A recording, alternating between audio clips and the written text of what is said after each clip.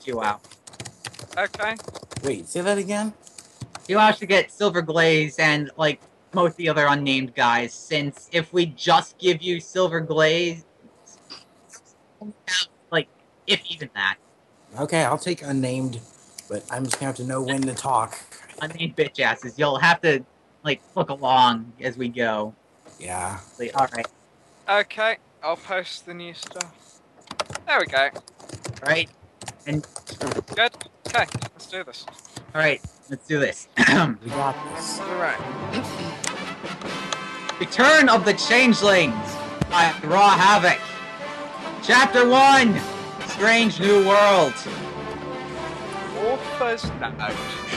The reason the dislikes are high is because I forgot to label this as the first step in my OC's adventure to Kentalog.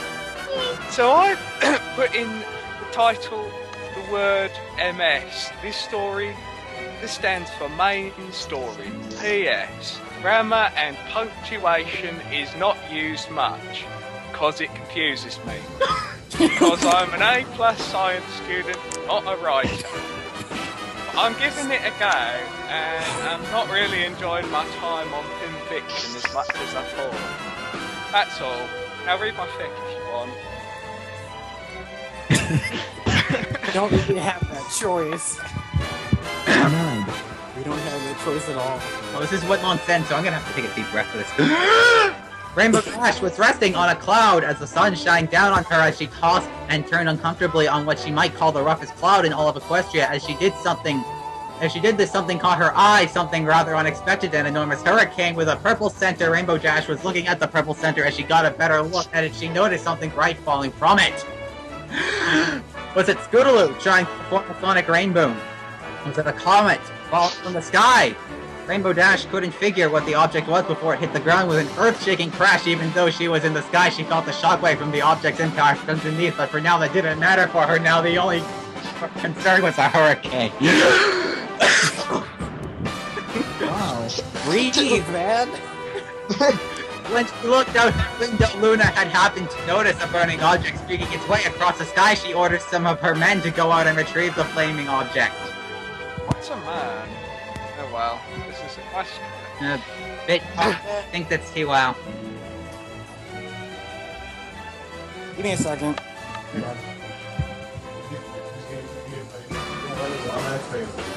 What is it?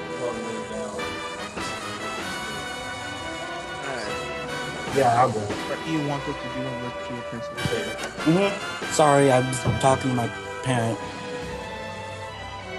Alright. Okay, add it in after. Right. She orders some of her men to go out and retrieve the flaming object. What do you want us to do when we retrieve it, princess? Asked one of Luna's higher-ranking guards. Bring it to the Equestrian Mountain military experimental facility, then he will fly into my arms. She answered with a small smirk on her face. "1 hours later!" The air was thick with smoke as the royal guards surrounded the burning ruins of what some ponies would call a giant metal cocoon. But this was more than a cocoon. It had a strange language engraved around the bodywork. The guard commander told his men to take the cocoon back to the lab and run experiments on it. A couple of days went by as the scientists deciphered the cocoon, and the strange language turned out to be an encrypted message saying, "This is your only hope of survival." Why does it have a message like that engraved on it? One of the scientists said. How could a giant lump of junk be like this be our only survival? The guard commander shot back. But at 11:35 p.m. things take a weird change! One of the security officers trots in to find that the cocoon is shattered into pieces. Seeing this, he goes over to investigate. As he walks down the 3 sets of stairs to the lab, suddenly the light switch off, only to be replaced with a dim red light from the generators. As the guard cuts to the last set of stairs, he hears the sound of a pair of wings flare up behind him. The officer turns round to see who it was as he points his glowing horn in the direction of where he last heard the sound. At first, he nothing until he turns out to be greeted by Alicorn with soul-piercing red draconic eyes and pitch-black stripes across his body, and his coat was an ashen gray with wings that looked from afar looked metallic or actually covered by carpet that prevented no other than the reflective quality. Barely seen what it was a dark black color with 3 purple stripes in it, while his tail was much the same except the purple branched off in several different directions. The security officer falls into the floor in horror as the street slowly comes closer and closer. The officer backs away as the Alicorn trots towards him until he is back into a corner, unable to get anywhere else. The officer watches in fear as the Alicorn gets really close. The security officer puts his hooves over his eyes as he hears what he thinks his final words he'll ever hear were. The fuck you doing, son? Alicorn asks with a confused look on his face. The officer takes one of his hooves off his eye. The uncle is pulling out one of his hoof toward the officer. My name is Raw Havoc. What's yours? The Alicorn asks. Silverglaze! The officer answers that. Raw Havoc looks back at Silverglaze and tries to start a conversation. Oh, Silverglaze. Can you tell me where I am, my Jack? He asks fully. You're in the Equestrian Mountain Military Experimental Facility. Silverglaze answers after he gets up from the floor. How the fuck do I get out of here? Raw Havoc asks. Silverglaze silently points up at a vent on the roof. Raw Havoc, looking up at the vent, says, Looks wide enough for my fat ass. takes at the sky to the vent, ramming it. He whips his horns, trying to get it off until Silverglaze shouts out to Havoc. Blaze. You could always take off the vent off with magic. You know, that's what the horn is used for. Silver said, trying to keep a straight face. Shut the fuck up, I knew that. Havoc said, looking down at Silverglaze. After a bit of struggling, Havoc finally takes off the vent. He then throws it to the ground. Later, homie. Havoc said with a small wave as he then rockets through the vent shaft out of the building, breaking the sound barrier into his new home of Canterlot. And we're done. That's chapter. Let's go. So, does the Raw Havoc voice work? Yes, it does. Oh yeah, total tool. Yeah, I think this, Does mine work? yes, it does. Murdering my vocal cords here. Chapter 2! That means Luna! While Havoc was trying to get the hang of flying with feathered wings, he loses control and crashes with a stomach-churning thud. Havoc fades into the dark and loses conscience. Several Woo, Thomas. What happened? Where the fuck am I? Fuck is that? Fuck is this? Fuck are you? Havoc yelled when he awoke the next morning. He then takes a good look at his surroundings. He's in a strange room with the walls covered in golden decorations. Havoc puts his hoof to his head and clenches his eyes shut, trying to get rid himself of any dizziness left over from the night before, thinking he is still dreaming. After a while, he opens his eyes again and looks around one more, only to be greeted by a midnight blue Alicorn with a flowing blue mane and tail that seemed to have stars like the night sky. She also had beautiful green eyes. No, she fucking didn't. She Focus. fall out of bed in his surprise. Havoc. You're a fucking horse. Wait, I'm a fucking horse. What kind of fucked up place is this? Havoc shouted in surprise. You sir have terrible slurring problem. Also, you're not horses, you're a pony. The Alicorn said with a stern look on her face. Just one. Okay, I'm Raw Havoc. What the fuck's your name? I am Prince Luna. Havoc, I am the princess of the night. Luna started to says, but cut off in the middle by Havoc. Christ, I only wanted to know your name, not your old fucking life of history. And another thing, you don't call me sir, it kind of creeps me out, actually, fucker. Havoc said as he rudely interrupting Luna as he spoke. You're a very unpleasant pony, aren't you? But if it wasn't for me, you wouldn't be dead right now. Luna said irritated. I don't react well to meeting new people or ponies for that matter. Havoc said slightly annoyed. Why don't you like meeting other ponies anyway? Luna asks curiously. Well, it's not something I feel fucking comfortable talking about. well, at least until I get to know you better. Havoc said, looking distractedly at the sun, saying nothing more. They both then drifted into an uncomfortable silence. That's my sister's work. She raised the sun and I. Luna said, trying to strike up another conversation when she noticed him looking back again was interrupted in the middle. Wait, you don't tell me you raised the fucking moon, eh? Havoc said with a smirk on his face, knowing the answer already. How did you know that? Luna asked with a surprised look on her face. Well, it's kind of fucking obvious. Your sister raises the sun, and you have a giant mark on your bum with the moon on it, showing that you raised the fucking moon. What, any other obvious questions you want to ask, Governor? He said with a condescending look. He then got up and started to leave. Wait, don't you want to meet my sister? Luna asked Havoc as she followed behind him.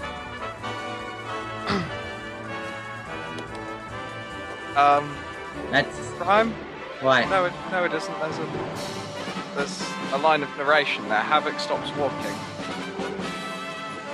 Luna asked Havoc as she followed behind him. Then it's your line.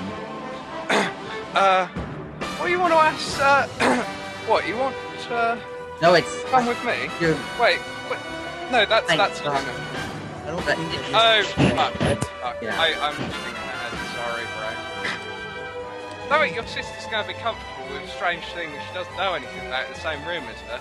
Ah. There we go. That's okay. I'll come with you. Luna said, trying to keep up with Havoc's pace. Havoc stops walking, suddenly making Luna crash into his rear and asks. What, you wanna come with me? What's He asks, that? a little confused. Well, yes, I help you get acquainted with my sister. Luna says as he helps her up. Okay, in that case, I will meet your fucking sister. Havoc said with a small smile on his lips. That's wonderful. Luna exclaims, smiling happily. As Luna gallops happily down the hall like a small filly, Havoc mutters to himself. What the fuck have I got myself into? Havoc then runs down the hallway to catch up with Luna. But what Havoc doesn't know is that he has been sent to this dimension for a reason. What could it be? Sorry about that. I'm thinking of Luna from Friendship is Witchcraft. That's what I got to Ooh, have an extra gun. Guys, I'm sorry. I might get interrupted with that. Holy shit, Moss Flower has replied to my comment. Alright, let's continue. Chapter 3! Havoc becomes royalty! As Havoc catched up with Luna, he realized something rather odd. He's never been able to run this fast for this long before. Havoc looks down and looking at his reflection on the squeaky clean floor and says, Oh, mother of God, I look fucking ugly, but intimidating. he looks back up, greeted by a white alicorn with picture of the sun on her rear legs and a floating mane with the colors of the sun. Hello, I'm Princess Celestia. What's your name? Havoc looks up at Celestia. Well, isn't the gentleman supposed to introduce himself before the fucking lady? Anyway, I'm Raw Havoc. Celestia looks down at Havoc and replies, Well, you're very well mannered, aren't you? like, Your name is is- Trent like No, he's not. Havoc looks up at Celestia in surprise. What the fuck? I'm a prince. Since when? Celestia looks at Havoc with a grin as Havoc was jumping around the hallway like a wee school coat with joy. Havoc exclaims. Thank you, thank you, thank you. Celestia interrupts Havoc, joyful jumping. Since you're staying in Cantaloupe, you will share Luna's room. Havoc stops in midair. The fuck? Celestia, looking at Havoc, says, You will share Luna's room. Havoc replies. Why? Luna walks up to Havoc and says, Because it was my request that you sleep in my room, in my bed. Havoc turns round and mutters. Fuck yeah! I guess that'll work. Havoc then walks away. I'm glad that I had to sleep with me. Luna said with a tear in her eye. Celestia showing her sister some sympathy. He will warm you up too soon. It's just a matter of time before it does. Luna looks up at her sister. You were right, sis. Celestia replies. Now you can get on with your royal duty or go find Papa. Luna goes into her bedroom to continue on with her work. These are some really short chapters. Yeah, I know. Well, that's good because I can barely take any more of this shit. Yeah, that was actually the shortest chapter. Oh, Lord. More than 300 words. Oh wait, the next chapter is with the jet, isn't it? Yep. And it's oh God. blatantly named after an episode of the original Transformers. Oh my goodness. This is gonna hurt. We need to cue the transform. Chapter 4! Fire in the sky!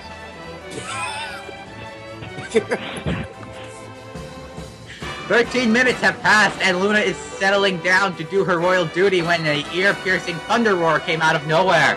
Luna ran to her balcony only to see a giant metal flying machine roaring past her side of the castle.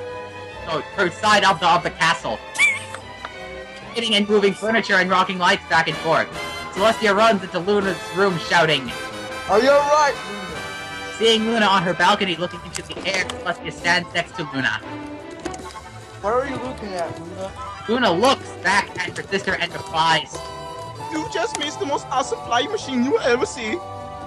Since it has been 3 days since the massive hurricane hit, Ponyville have recovered and built their homes. Ponyville construction workers are packing up. The whole of Ponyville hear a thundery roar in the sky. Every pony gathered in the streets to see where the thunder is coming from. They see nothing in the sky. 3 minutes later! Dash turns around to go back home. She looks up one more time, and she notices a black dot in the sky get bigger and bigger. But she notices that it's not getting bigger, but it's getting closer. And it's really close to the ground, and it's coming in really, really fast.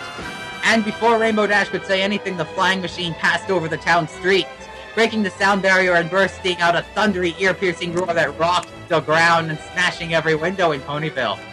Rainbow Dash looked up and realized that she wasn't the fastest flyer in Ponyville anymore. When she realized it was heading toward the beach, Rainbow Dash and the Over Pegasi took to the air after the flying machine. But the Over Unicorns and Earth Ponies left behind looked at the construction ponies. So yet again, the construction ponies had to repair Ponyville yet again. The chasing Pegasi caught up with the flying machine. They examined it. One of the Pegasi examined the behind of the flying machine only to be blasted with extreme heat. The Pegasus falls out of the sky and crashes into a tree near the home of the Apple family. A black Pegasus with a mane of 2 shades of green and cutie mark in the shape of an infinity mark notices the fallen Pegasus. He runs over to the fallen Pegasus and helps him on his feet while helping the fallen Pegasus. The black Pegasus hears a thundery echo in the sky and he looks up and sees the thousands of Pegasi flying in the same direction. The black Pegasus joins a herd of Pegasi, a large group of Pegasi to find what's happening. The black Pegasi asks the gray Pegasus, What is it? Hey, that was my line. No, I'm just kidding. the black Pegasus is Atomic Vortex, it's the square's line. I know, I said I was kidding. The gray pony replies, Is that mine? yeah. Okay. We are after an identified flying object. And before the black Pegasus could reply, several explosions cracked in the sky. The Pegasi scouted as the machine was ripping through the sky with deafening thundery roars and firing fast flaming projectiles that exploded on impact with the solid objects. Many of the fleeing Pegasi hide behind dark gray clouds. The black Pegasus hides too and asks, What happened? He squared, What happened? what does the Pegasi reply? Silverbolt attacked the undied flying object. The attack is in the object to Silverbolt. All of a sudden, there was a silence in the sky and then a stomach-churning bone snap next to the black Pegasus. He looks to his left. One of the Pegasi says, Ooh, dear Celestia, that's disgusting. Silver Blot's body was a mangled lump of flesh. His body had his wings torn off and no head on his shoulders, blood pouring from his neck. A Pegasi shouts out, And coming. followed by a thundery roar. Explosions broke in the sky. Dead and mangled Pegasi bodies fall from the sky, hitting the ground with bids and snaps. The black Pegasus notices the other identified flying object coming toward him. The black Pegasi tries to take it off balance with his wind ability. That was a fatal mistake! The main body of the machine is forced up, tilting the flying machine into a 90-degree angle. The main body of the machine hitting the Black Pegasi full pelt, causing them both to have no control of their flight. Both the Pegasi and the machine plummet to the ground. Why are we supposed to be reaching for the sky again? We're not. He's a jerk. I noticed. I really need to work harder on all my Can I have a second? I just need to quickly check. Alright. I need to work harder on my voices. Wait, oh, damn it. Did anyone ever get to be the Changeling King?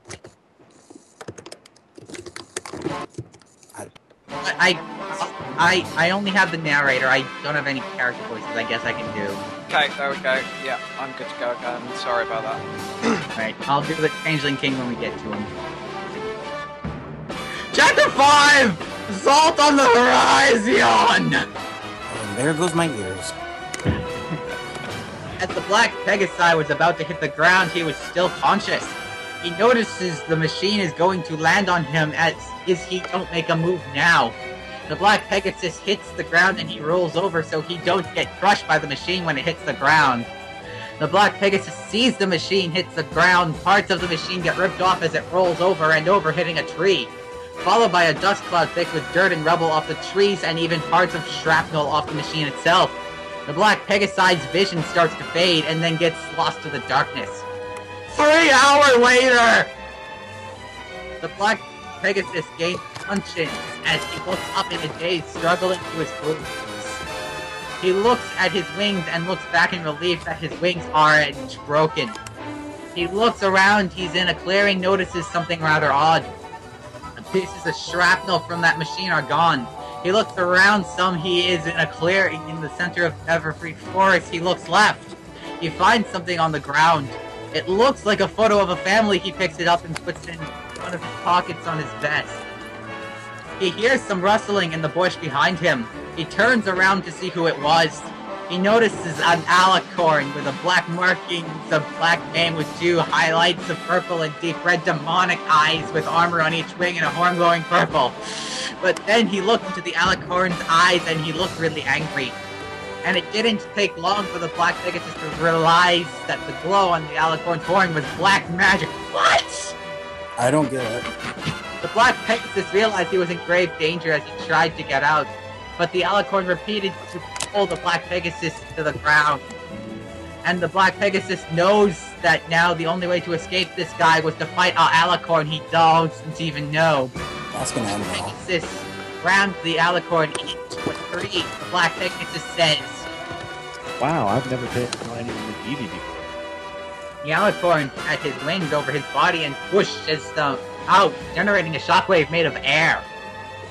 And pushing the Black Pegasus back into a tree with a thud. That's not how physics works.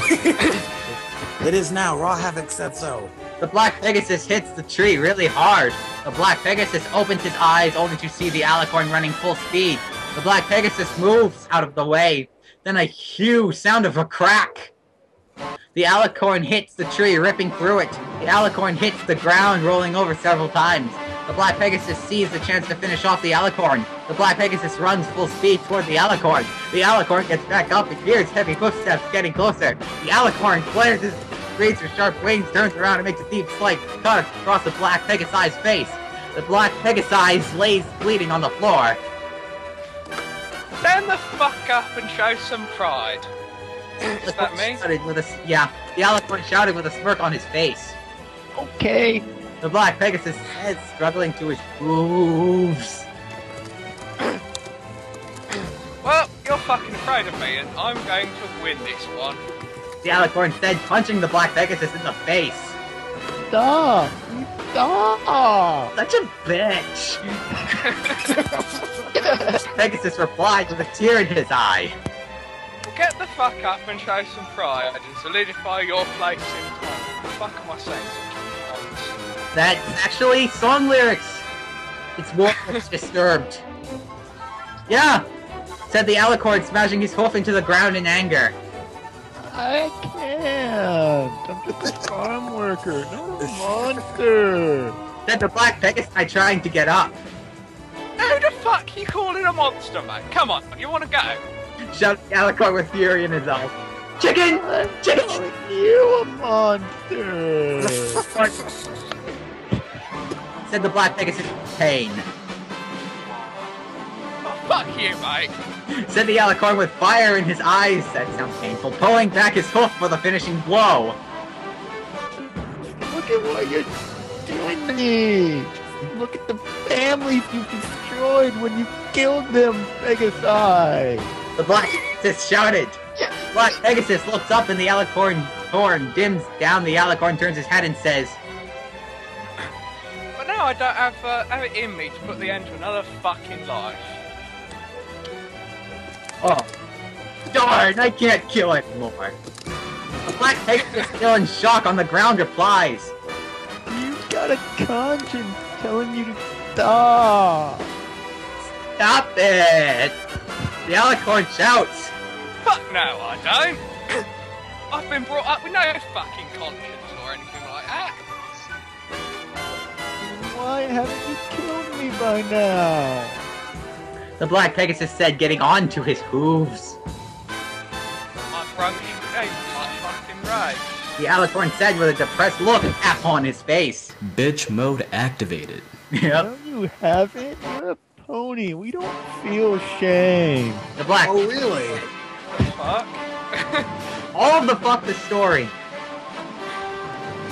The alicorn looks to his left and exclaims. What the fuck's that? The black Pegasus looks to the left and notices a black coming towards Canterlot. Black Pegasus mutters. Changeling. That came out. The black Pegasus says. We have to get to Canterlot before they do. The alicorn looks back at the black Pegasus and replies. We can get there if I use my fucking thorn. The black Pegasus looking at the alicorn in a state of confusion. The alicorn noticing the Pegasus' confusion exclaims. It'll be quicker if I show you, won't it? Because you're fucking done. Pegasus nods his head up down, saying the gesture short for yes. The stallion telling the black Pegasus to Stand the fuck back! the next thing the black Pegasus had seen was a fully grown alicorn turning into a 5-story high robot warrior, kitted out with gadgets of supreme firepower. And stop for Transformers. Missile busters, 85 caliber Gatling guns, combustion jet engines, and then it transforms into the same flying machine that killed all the Pegasi in the sky battle. Yeah, Dragon, I think this is Thorn, so yeah, you start. And It's all you. heard a voice coming from the machine. This is my jet form. The jet still speaking. It's an F-22 Raptor completed with radar, thrust vector for extra maneuverability in the air, and stealth to hide us from enemy radar. That is, if your raid has radar, bitch. Pegasus climbs into the cockpit of the jet and straps himself to the seat. The cockpit window closes, the jet takes off vertically. It then suddenly moves forward, pushing the black Pegasus into the seat. Now it's time for war! I'll kill him to death! Can I just ask a question? You guys get the Transformers thing, alright there? Yeah. Good. He is late. No, he actually told me that it's supposed to be identical to Starscream from the movies. And 22 Raptor alt mode and all. Okay. Can I just ask a question here? Sure. So, when he turned into a jet the first time, didn't he kill like a ton of Pegasi? Yes, he did. So Yep. why did he not kill the black one? Because of Because brain like start. I'm sorry, you guys, but this is something you need to know about me. I try to do the stupidest things, and this is one of them. Yeah, you do not want to read the tale of Prince Martin Willis. No, wait, The tale of Prince Martin Willis is like the anti-logic. That was Oh. intentional, though. This is all natural. Fallen. That was like the second review I did. Oh my god. Alright, let's... Chapter 6! King Destroyer! As they were approaching Canterlot, the Black Pegasus asked. So what's your name? The machine replies. Well, in my pony form, they call me Havoc, and in this form, they call me Thorn. Now since I told you my name, you tell me your name. I was so pleased to hear of your resurrection.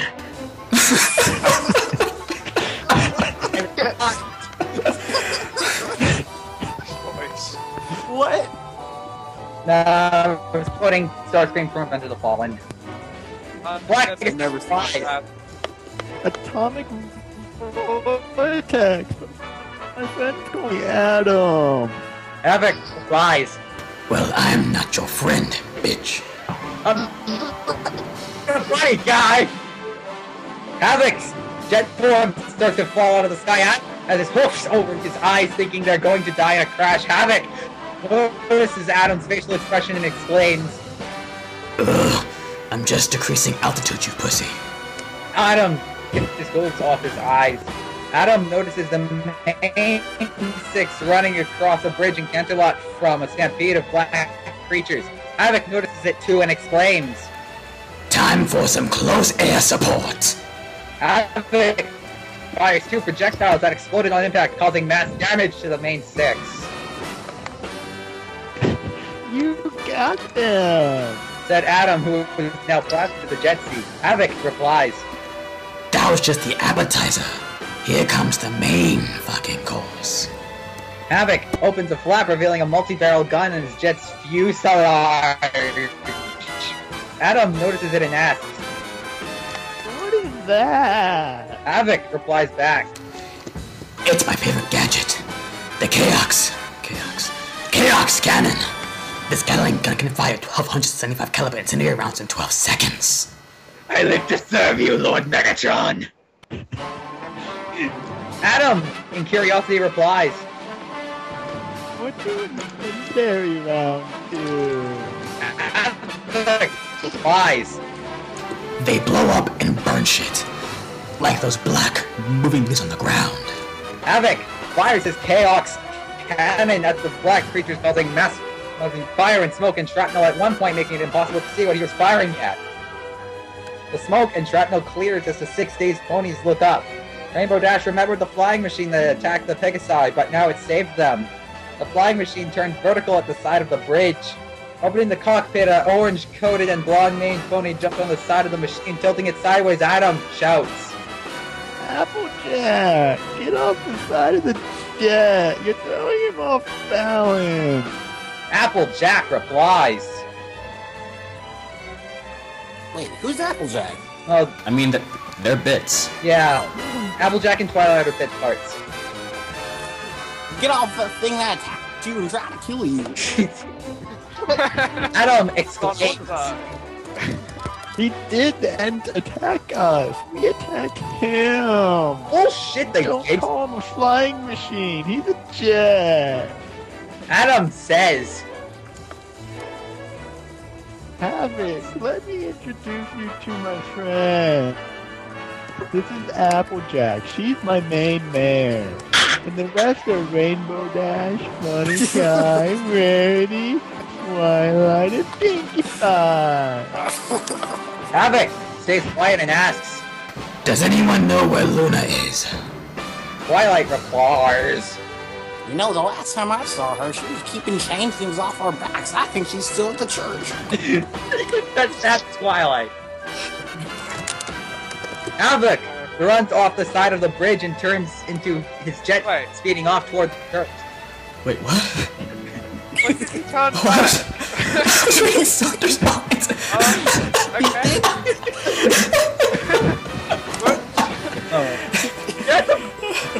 Get the popcorn and soda because here's the final battle of the story! Wait, who says that line? Oh, that's the Changeling King, right? Yep. You can't defeat the king of the changelings! Ha ha ha! He's taking off into the air. Luna, trapped in a corner next to her almost dead sister, shouts. Wait, what? How did she almost die? Stop questioning it, we're almost done. We're almost done, right? Yeah, we're almost done. Axel! As long as I have the breath in my lungs, magic in my horn flies my wings, I will not stop fighting. The changeling king laughs and powers up his horn for the final blow. This is the end of the line. As he walks over to Luna ready to kill her, a window-shattering roar pierces the room and the stained glass windows are destroyed. Those were a bitch to replace, they cost so much. After the roar came a silence. The king of the changelings backed up against the church doors. 2 minutes passed. The king of the changelings walked back over to Luna, his horn glowing ready to kill. That's the most awkward 2 minutes ever. I mean, he backed up for a whole 2 minutes and then just sits there on his ass. Then a loud explosion destroys the front of the church and they all fell down from manual black wave. Yet another silence came into the room. The king of the changelings is now getting scared and is now backed up against the church doors yet again and shouts out, "Come on and face me, coward!" A familiar voice said, I'll be fucking. Yes. No, yeah, that's true. I'll be fucking obliged to. Luna looks around to find out where the voice had come from. And then all of a sudden the sound of cracking and falling concrete followed by a dust cloud coming from the center of the church hall. Luna can see the outer line of a alicorn. Luna said with a smile of relief. The dust clears. Havoc sees the king of the changelings for the first time. Havoc exclaims, You're one ugly motherfucker, aren't you? "You are no Arnold Schwarzenegger." The king of the changelings tries to open the church doors. He notices they're jammed on the other side. Havoc says, Stealing fucking mares, do you? It's time to pay for what you fucking do. hypocrite. Shouting with rage in his eyes. And Changeling King turns around and fires a green beam. Havoc fires off a purple beam. The two beams collide, causing a shockwave to rip the church apart. As the church was crumbling around Luna, she noticed that Havoc's beam was getting shorter. The King's beam then reaches Havoc's horn. The green beam explodes, making Havoc fly back and crash through a church pillar with a thud and snap. Luna sees that Havoc is down and pouring blood from his head and ribs. Luna stands up and fires a beam across the room toward the king. The king of the changelings sees it and deflects it at Celestia. It hits her. Luna hears her sister's screams of agony. The king fires another beam at Luna. It hits Luna, causing her to fly back into a stone wall. Havoc closed his eyes. Something said to him, "Do it for yourself. Do it for what you love." That's really creepy. Look what you love, honey. What? Havoc opened his eyes. They were now replaced with an orange glow. Luna, looking in agony, mutters,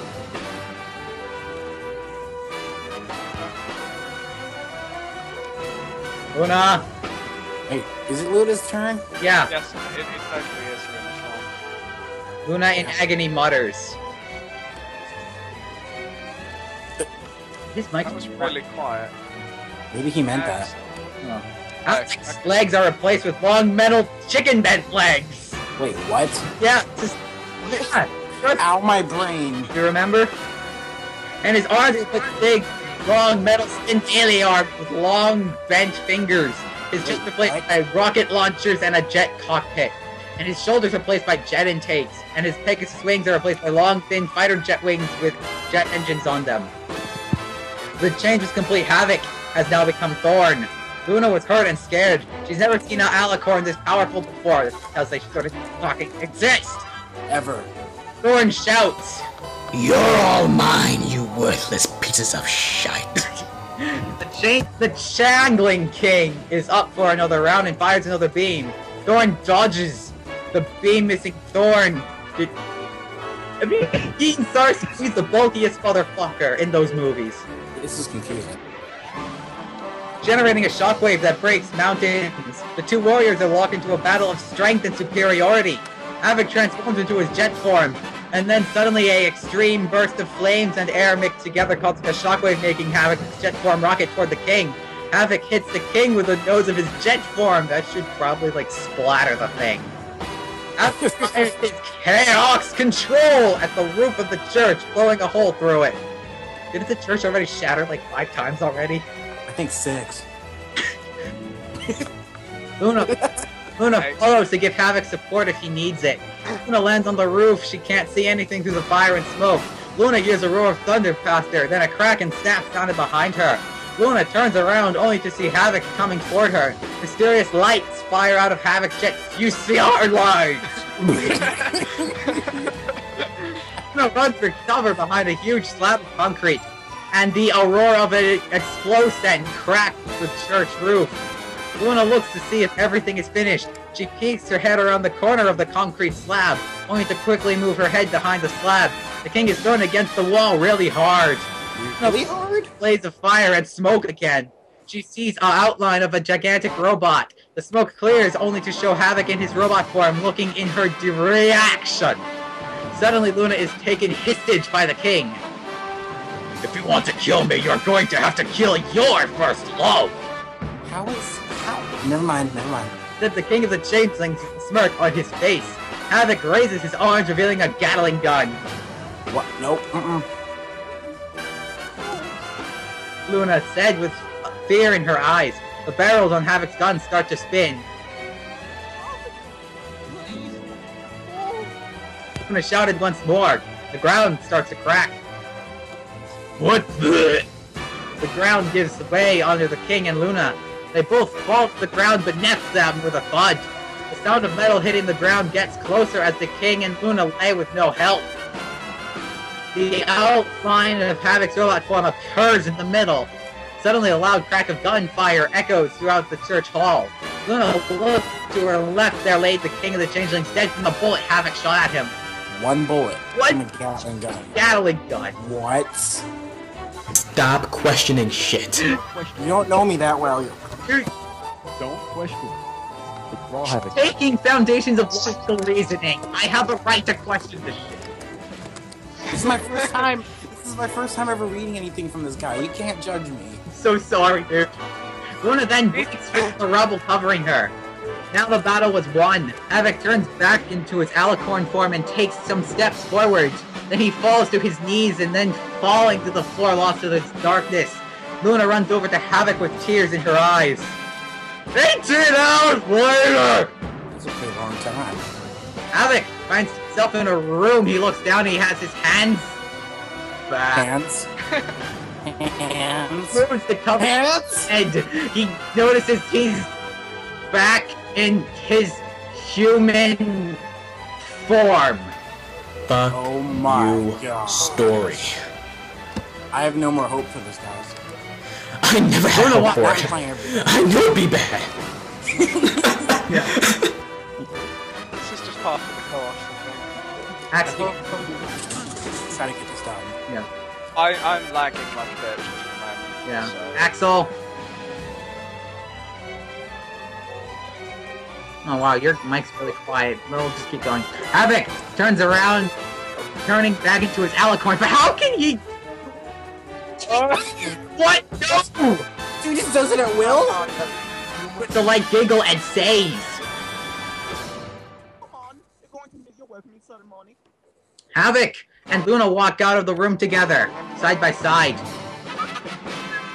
Before the welcoming ceremony started, as the sun set and the moon recedes, I looked up at the setting sun and Adam standing next to me. And it reminded me of what I gained and when I looked back into the sky and the stars are coming out. And I looked back at Adam and I missed having friends by my side. And sort of my heart remains with her. I've never felt love nor any affection like this for anything but now that I have Adam by my side and learned to love and protect. I think I can handle anything the world throws at me. Please, what? I've seen a few telling jokes. you. Oh, you did that! Yes.